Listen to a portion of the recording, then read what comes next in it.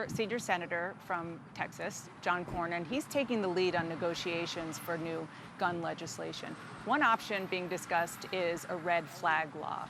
I'm sure you know that Rick Scott actually signed one into law when he was Florida governor after the Parkland shooting.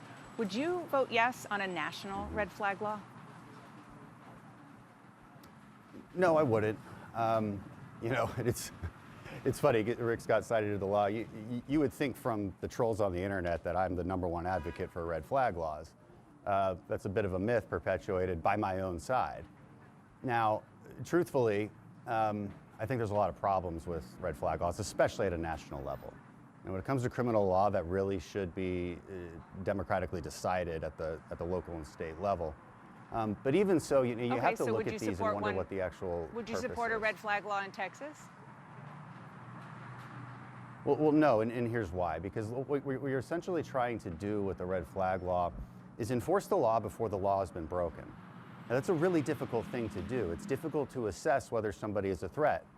Now, if there's such a threat that they're threatening somebody with a weapon already, well, then they've already broken the law, so why do you need this other law? That's the question that I think critics rightfully ask about these things. And so it's really unclear, one, how they're properly enforced, how due process is adhered to, and then ultimately how they even solve the problem. Because these things have to be reported for them to actually matter. And in this case, look, you have a troubled teenager who did some very strange things, shooting at people with BB guns, cutting himself, saying crazy things. Does this reach the level where you involuntarily commit him or take his property? Because the thing is those things that this teenager was doing could be applied to quite a few teenagers. Right. I mean, there's a big gulf, I think anybody would argue, between committing somebody and allowing him to buy a weapon of war legally in Texas. I mean, if you change the law, this gets to a solution maybe we could agree on then. Okay. Well, so maybe a solution we could agree on is improving our background check system, because look, again, he went through a background check. So the problem isn't that a red flag law could have solved this. It doesn't seem clear that would have happened. The problem is that the background check didn't capture the full story of this person. And so look, the Republicans are the ones that proposed and passed the Fix NICS Act. Republicans have proposed the 21st Century Fix NICS Act, which further improves the system. Mm-hmm. It's the NRA that actually advocated for background checks in the first place. Because look, gun owners do want law-abiding citizens to have guns. Would you expand it? Would you make a universal background check? Well, no. So people have to understand what universal background checks mean. That means that I can no longer sell a gun to my friend. If my neighbor, let's say her husband is gone for the week and she wants to borrow my gun, that would make us both felons. That's the problem with universal background checks. And the people who are least likely to adhere to a universal background check are the criminals who intend harm. So again, it's an outcome problem. I don't think they would have the outcome people think they would have. Right. I understand there's so many real world scenarios that are hard to police, so to speak. What about the gun show loophole? That's a very real situation that happens on a regular basis. Well, that's the same thing as the universal. People buy a gun at a...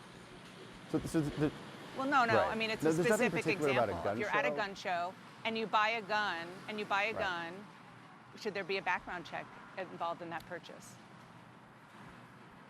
Well, there is. So there's nothing particular about gun shows that actually there's a loophole for. When people say the gun show loophole, they're talking about private transfers, which gets back to the universal background check debate. Okay. So there's nothing specific in law about a gun show that allows people to do more things than they would otherwise be able to do. Dealers at gun shows make you go through a background check if you buy a gun. Congressman, let's get to a couple of other issues, because there's so many potential solutions, and I want to hear other ones that you potentially agree with. One is raise the minimum age to purchase a firearm to 21 years old. The shooter in Uvalde, he was only 18. The Buffalo shooter was 18. Sandy Hook shooter was 20 years old. Parkland was 19 years old. Should you be 21 to buy a gun? Well, I think the question we have to ask ourselves is, should 21 be the age that you're an adult? As a society, we do have to decide when you're technically an adult. And right now, we technically say 18. Well, look, I'm not very impressed by our current swath of 18-year-olds and their maturity level. So maybe we should have that conversation. But then it has to apply broadly. It has to mean that you are not an adult until 21. And then You know, what happens then when we see a 22-year-old commit an atrocity? Are we going to raise it again? And are we going to raise it again? And you know, at a certain point, we have to ask ourselves what our limiting principle is, as far as that age limit. Well, I mean, because truthfully, the vast majority of these horrible shootings have been caused by an older person. Isn't finished developing until mid-20s. There's medical studies that show that the teenage brain just isn't fully developed. That's true. And does that mean that I think it's 26 actually. And so does that mean you're not an adult until 26? I mean, I think I was on my second deployment by then. So, you know, these are hard questions. And we're grasping for an answer because this is an atrocity that really hits our heart. Congressman, I mean, I think, I'm guessing there are a lot of people out there watching this, hearing you saying no to a lot of the solutions that people are talking about. So what I think people want to know is, what is the solution? What would you agree with? Because the way that the answers are coming out now, it's that nothing's going to change. And I don't think people here in this community and across the country want to hear that after their babies are being massacred by these guns. Well, I think what needs to change is the things that would have the most immediate and succinct effect and tangible effect on these things. And that's actual security at a school. So it's not as if Republicans have never proposed anything. Again, I went through some earlier, the Fix NICS Act, the 21st Century Fix NICS Act, which was a new proposal. You know, looking at the Stop Violence in Schools Act, that one actually put resources towards schools, towards school resource officers, increasing the penalties for straw buyers. Why not do both? Why are they mutually exclusive? Why can't you secure schools and other solutions that have to do with access to guns in a way that respects because the policy, the Second Amendment and its core and what it was criteria. intended as? Well, that's exactly the problem with it, because a lot of these policies that I think the Democrats often propose that are gun control policies, they do two things. One, they infringe on the rights of millions and millions of gun owners. And two, they probably wouldn't have the outcome that you're hoping for. So if you're not going to get the benefit that you want, but it's going to come at great cost, that generally means it's not a very good policy.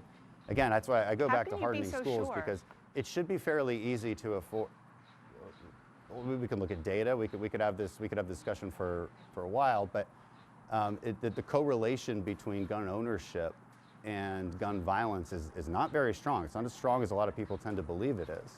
You know, you have states like New Hampshire and Midwestern states that have extremely lax gun control. Congressman, it sounds like you're saying that guns in this country are not a problem. Is that what you're saying? I mean, there are 300-something million people, 400 million guns. You don't see that as a problem? No, I mean, I think culturally we're a country that has long had a Second Amendment that believes in the right to self-defense. I mean, I don't think it's a problem that I own guns. You know, and I know that if I destroyed all my guns, it would have zero effect on crime. It would have zero effect on gun homicides, because I'm not the person who goes and shoots somebody. I am a person who might protect somebody from being shot. You know, the other thing that gets left out of this, and this is a CDC study. CDC found that there's hundreds of thousands of cases a year where somebody used a gun to protect themselves or protect others. It happened just this week in West Virginia. There were 19 people. Right, there were 19 people who were highly trained in the hallway, and they couldn't save these children. And that's a problem right there. You mentioned the Second Amendment. It is a problem, and everybody agrees on that, no question. The Second Amendment calls for a well-regulated militia. Do you really think the Founding Fathers, when they wrote well-regulated militia, intended for enough guns, weapons of war that you are so highly trained in using should be used to massacre children? Well, there's more to the Second Amendment than what you just read, right? There's a comma after that. So there's two different ideas in the Second Amendment. There's the individual right to own a gun, and there's the right of the people to have a well-regulated militia. But let's talk about the weapons of war thing for a second, because you brought that up. So having been to war and having used many, many weapons of war, I don't really classify these rifles as weapons of war. We use them, but we use them, they're more our self-defense weapon. And I would say that if a SEAL team or an infantry unit goes on offense, they're using much, much bigger weapons that are not available to your common civilian. You know, we use our M4s, which is an AR-style weapon, mostly for self-defense and for very close quarters type of combat. And by the way, they have capabilities that your civilian rifles do not. You know, these are still semi-automatic rifles. In the military, we have automatic weapons. I would also say we never use them on full auto because they're extremely inaccurate that way, so they're not really useful in that sense. But in any case, these are not the same.